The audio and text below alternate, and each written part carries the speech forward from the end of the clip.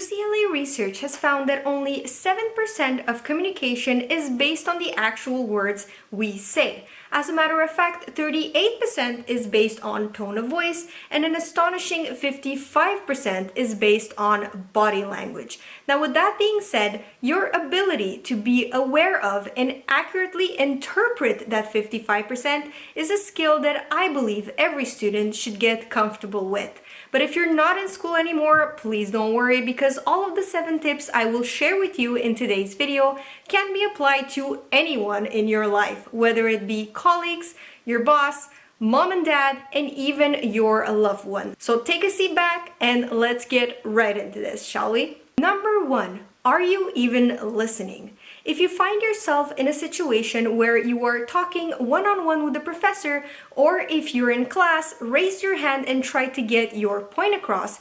Chances are, if the professor has their legs crossed or arms crossed, minus negative points if they're leaning back, this is a signal that they are mentally, emotionally, and physically blocked off to wherever or whoever is in front of them, aka you and the point you're trying to make. Yeah, I think that, it's a good idea. So just send me your thing and I'll supervise you. One thing you can do to make sure that whatever is being said to you actually matches the body language you are seeing in front of you is to have your back by following up with the professor and making it clear that what was said during the conversation is indeed what was understood by both parties. Number 2, copy and paste. Mirroring body language is something we do when we feel a bond with someone. Subconsciously, obviously, we don't do this on purpose.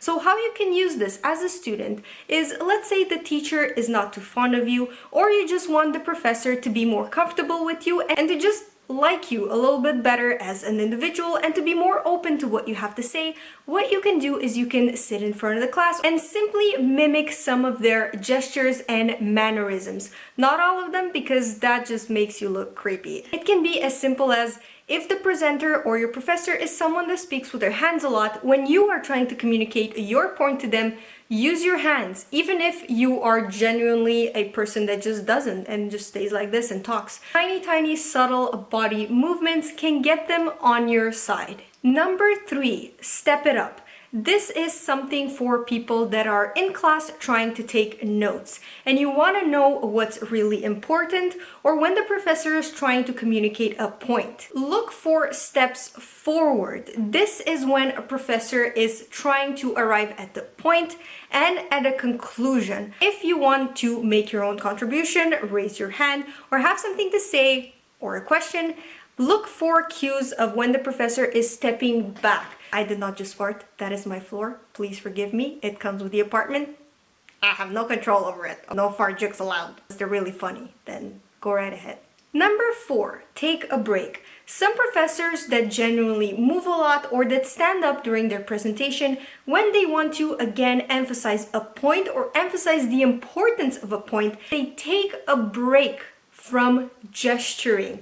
So look for cues, like if someone again talks with their hand a lot and then they just stop and then they talk and they say something and then they continue with their hands. That break is important. Look for those breaks. Number 5, slow motion. Because I am well aware that not all professors are the same, it is up to you to figure out if your professor is a breaker or a slow motioner. So someone that moves a lot or just writes on the board really hectically and is very animated, and then they just slow down and they just, like start to talk and explain, but their usual very rushed movements are now in slow-mo.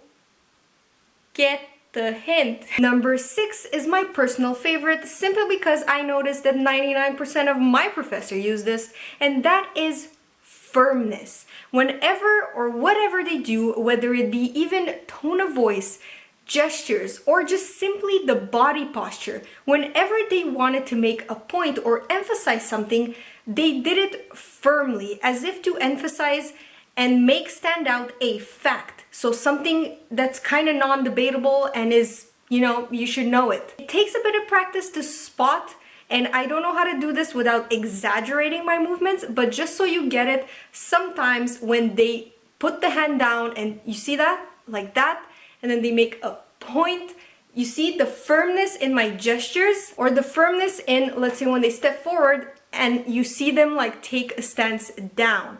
So firm. Look for the point at the end of the phrase. And finally, number 7, which in my opinion might be the most obvious one, but I still think it deserves its place among the 7 tips, is face off. The ultimate face off.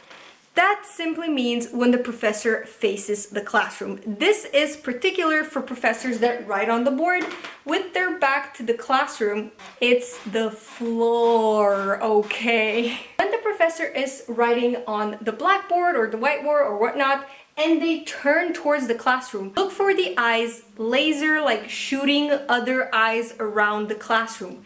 That's the tip. So not just like looking around, you know, casually, but look for breaks and pauses in the gestures and then looking at the classroom, because this is important. See the combination of all the points I was talking about?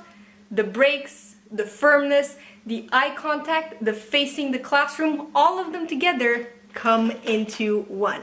Now with that being said, thank you so much for watching. Please don't forget to give this video a thumbs up if you like it, and subscribe to me if you like what you see, because I post school videos every Thursday. And if you want me to do a video on how to interpret professor's tone of voice, or if you want me to do a part 2 of body language, because there's a lot more cues and gestures I didn't get a chance to talk about due to the time limit, please leave it in the comments down below and I will make sure to do that for next week. Thank you so much once again, and love you all. Bye!